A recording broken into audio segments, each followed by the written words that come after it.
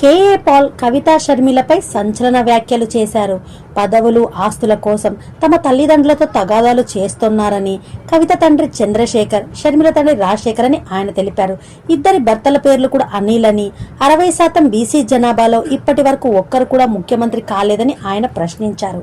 ఈ రాజకీయ నేతలు ఇచ్చే డబ్బులకు కూలి పని చేస్తూ ఇంకా ఎంతకాలం మోసపోతారని ఆయన అన్నారు.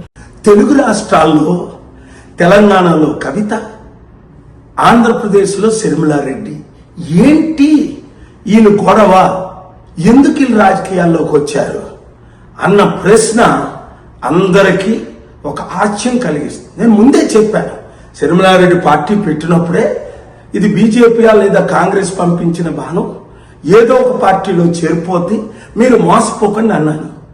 లక్షల మంది మోసపోయారు, 100,000 మంది కోట్ల రూపాయలు ఖర్చు పెట్టారు, ఇప్పుడు రోడ్ల మీద తిరుగుతున్నారు.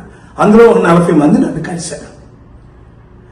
అన్న పదవి ఇవ్వలేదని, రావలసిన ఆస్తి లక్షల కోట్లు తనకు పంచలేదని, తల్లి ద్వారా చర్చలు జరిపినా వినలేదని షర్మిలారెడ్డి గురించి మనకు తెలుసు.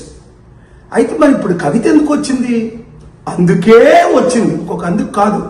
అన్నయ్యకు పదవి ఇచ్చేశారు, లక్షల డబ్బులు ఇచ్చేశారు, కోట్లు, నాకేం ఇవ్వలేదు, నేను ఊరుకుంటున్నా, ఆర్టికల్ 14 నేను కూడా ఈక్వల్ కదా, ఆయనకు 3 లక్షల కోట్లు ఇస్తే నాకు 3 లక్షల కోట్లు ఇవ్వండి, ఆయనకు సీఎం పదవి ఇస్తే నాకు సీఎం పదవి ఇవ్వండి అని ఈ గొడవ. చంద్రశేఖర్ గారి కూతురు కవిత, రాజశేఖర్ గారి కూతురు షర్మిల, వీళ్ళిద్దరు హస్బెండ్లు అనిల్ భార్యలే.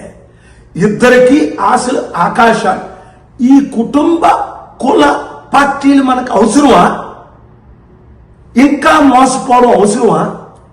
మనం బీసీలు 60% ఉన్నాం, ఒక్కరైనా ముఖ్యమంత్రి అయ్యారా? బడుగు బలహీన వర్గాలు ఎంతమంది ఉన్నాం, 90%, ఒక్కరైనా ముఖ్యమంత్రి అయ్యారా? ఇంకెందుకు మీరు మోసపోతారు? వాళ్ళు ఇచ్చిన 1,00,000 రూపాయలకు, 100 రూపాయలకు, 1000 రూపాయలకు కూలి పని చేస్తారు.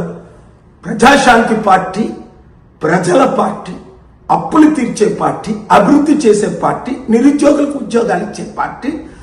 12 లక్షల కోట్లు ఆంధ్రప్రదేశ్లో, 10 లక్షల కోట్లు తెలంగాణలో అప్పులు తీర్చాలంటే నేను వెళ్లే మార్గంలో మీరు వెళ్ళండి.